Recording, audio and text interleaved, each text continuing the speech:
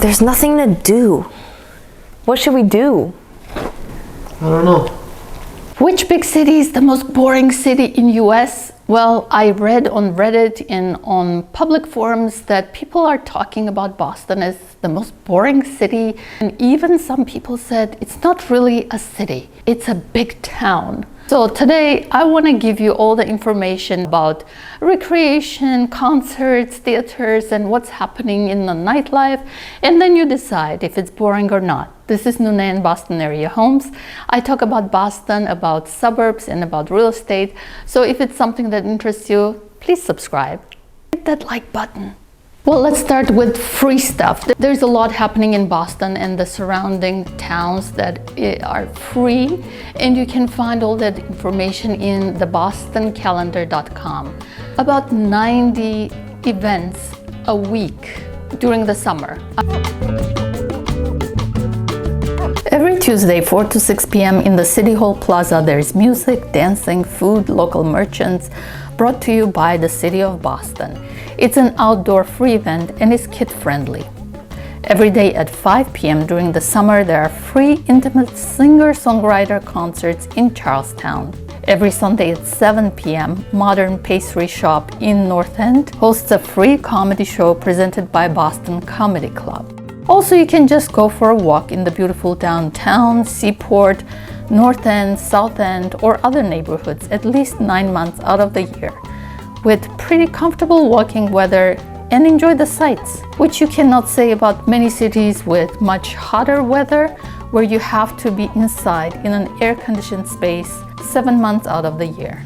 Now, if you're looking to relocate to Boston, please reach out to me with any questions. I have helped many of my YouTube viewers like you buy homes in Massachusetts. Actually, I'm helping a family from Arizona right now who saw me on YouTube and got in touch with me. All my contact information is in the description. How about free outdoor movies? Family Flicks at the Prudential Center is on Saturday evenings, and Theater Thursdays at Revere Beach is great after you swim and sunbathe at the beach. There is so much more. Make sure to visit thebostoncalendar.com.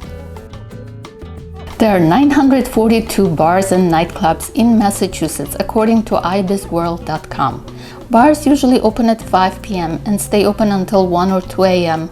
Beck Bar in the Leather District is a craft cocktail bar that has fun new flavors.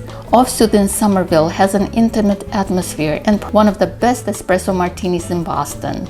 Drink in the Seaport District has a cozy yet chic space which used to be a wool warehouse. And for nightclubs, the Grand Boston is a Vegas-style nightclub. Bijou is a nightclub set in a theater from 1882 and is popular with the younger crowd. There are many music venues here, and every week 20 to 30 concerts happen in Boston. Scholars Jazz Club in Allston hosts internationally known jazz musicians. Symphony Hall is one of the most gorgeous and historical buildings in Boston. When it comes to acoustics, it is among the top 3 concert halls in the world. Jordan Hall at the New England Conservatory is another historical gem. TD Garden is the city's biggest arena, and the biggest names in music play and sing here. Hatch Memorial Shell is where Boston Landmarks Orchestra presents free concert series every summer. And let's not forget the Tanglewood Music Festival in lush Berkshire Hills. It is one of the premier music festivals in the United States and one of the top in the world. Boston has 217 city parks, playgrounds, and athletic fields. There is more than 2,300 acres of parkland throughout Boston. When you feel like strolling on a boardwalk on those balmy summer evenings, Boston Harbor Walk is a perfect breezy getaway with a long linear park along the Boston shoreline. Another great website to learn about the local events is bostoncentral.com. Make sure to stay until the end because I have so many fun things to show you. Outdoor beer gardens have taken the city by storm lately, and Trillium Beer Garden on the Rose Kennedy Greenway is a super cool place to mingle with young professionals in the city. Beer gardens are popping everywhere in Seaport, at the Esplanade, in Austin, in Charlestown, and even in all the close Boston suburbs. What else makes a city a hopping and not a boring place? They say the higher the population density, the less boring it is. Well, here's the population density of Boston compared to New York City, San Francisco, and Chicago. Another important factor is the percentage of young adults.